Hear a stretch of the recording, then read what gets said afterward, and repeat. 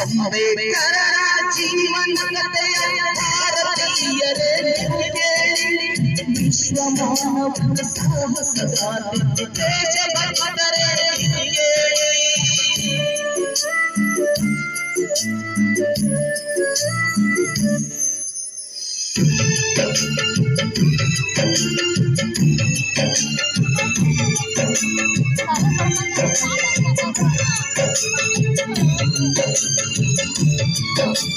ದನಗಳು ಕರುಗಳು ನೀರೆಂದು ಕುಡಿಯುವ ತಾಯಿ ಸೇರಿದ ಕೆರೆಯಲ್ಲಿ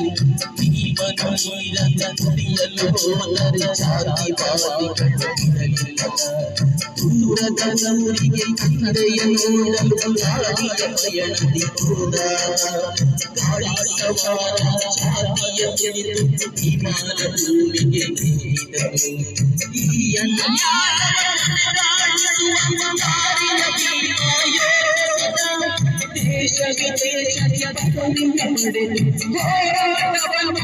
ರೂಪಿಸಿದ